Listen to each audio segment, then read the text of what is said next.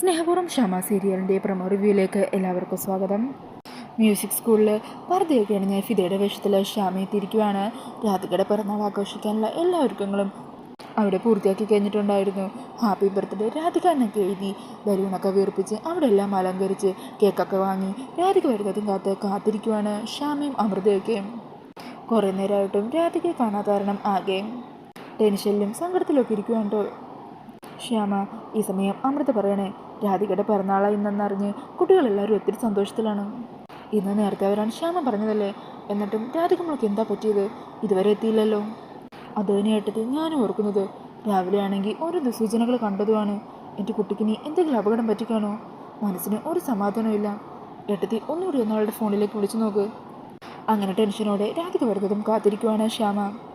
പിന്നീട് കാണിക്കുന്നത് സുകുമാരിയമ്മ പറഞ്ഞതനുസരിച്ച് പ്രിയങ്ക സിനിമയുടെ മാഗസിനും പ്രിയങ്കയുടെ ന്യൂസ് വന്ന ആ പത്രമൊക്കെ സംഘടിപ്പിച്ച് ആറ്റുവാശ്ശേരിയിലേക്ക് ഒരാളുടെ കയ്യിൽ കൊടുത്തയക്കുവാണ്.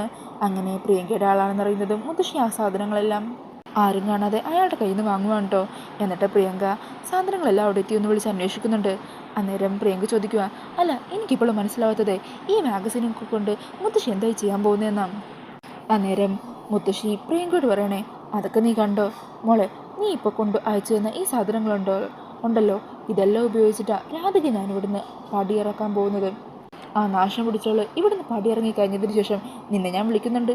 അപ്പം എൻ്റെ പ്ലാൻ എന്തായിരുന്നു എന്നൊക്കെ നിന്നെ ഞാൻ അറിയിച്ചു തരാം. എന്നാൽ ശരി മോള് വെച്ചോ. അങ്ങനെ പറഞ്ഞ കോള് കട്ടാക്കുവാണ്. ഈ സമയം മുത്തശ്ശിയുടെ വാക്കുകളും കോൺഫിഡൻസും ഒക്കെ കണ്ട് പ്രിയങ്കയ്ക്ക് ഒത്തിരി സന്തോഷമാകുവാണ് കേട്ടോ. പിന്നീട് ദേവൻ രാധികയെ കാണാനും സംസാരിക്കാനായിട്ട് രാധികയെ വിളിക്കുവാണ്.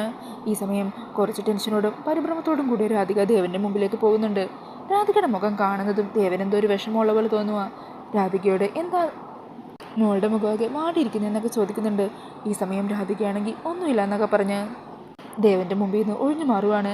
പിന്നീട് സന്ധ്യയ്ക്ക് വിളക്ക് വെക്കും നിലവിളക്കുമായിട്ട് പുറത്തേക്ക് വരുന്ന രാധികയാണ് കേട്ടോ കാണിക്കുന്നത്. ഈ സമയം അവിടെ ഇരിക്കുന്ന മുത്തശ്ശി എന്തോ ഒരു പ്ലാൻ മനസ്സിൽ കാണുന്നുണ്ട്. അങ്ങനെ രാധികയെ നോക്കി രാധിക അവിടെ നിന്ന് പുറത്താക്കാനുള്ള തന്ത്രങ്ങളൊക്കെ മെനയുവാണ്. പ്രിയങ്കേൻ്റെ സിനിമ മാഗസിനും മറ്റും തന്ത്രത്തിൽ ദേവനെ കാണിച്ച് ഇതിൻ്റെ എല്ലാ പിന്നിൽ രാധികയാണെന്നും രാധിക കള്ളം പറഞ്ഞ് പ്രിയങ്കയെ കൂട്ടിക്കൊണ്ടുപോയതാണെന്നും ഒക്കെ ദേവനെ ബോധ്യപ്പെടുത്താനായിട്ടാണ് മുത്തശ്ശിയുടെ പ്ലാൻ. ഇതേസമയം കണിമംഗലത്താണെങ്കിൽ പ്രിയങ്ക താനൊരു ഉത്തമ മരുമകളാണെന്ന് കാണിക്കാനായിട്ട് സാരിയൊക്കെ അണിഞ്ഞ് സന്ധ്യാദീപം തെളിയിക്കാൻ നിലവിളക്കുമായിട്ട് പോകുന്നുണ്ട്. അപ്പോൾ ഇതെല്ലാമാണ് പ്രൊമോയിൽ കാണിക്കുന്നത്. ഈ ഒരു പ്രൊമോ റിവ്യൂ ഇഷ്ടമായിട്ടുണ്ടെങ്കിൽ മറക്കാതെ വീഡിയോ ഒന്ന് ലൈക്ക് ചെയ്യണേ. ഇതുപോലുള്ള കൂടുതൽ റിവ്യൂസിനായിട്ട് ഈ ചാനലൊന്ന് സബ്സ്ക്രൈബ് ചെയ്തും കൂടി സപ്പോർട്ട് ചെയ്യണേ. താങ്ക്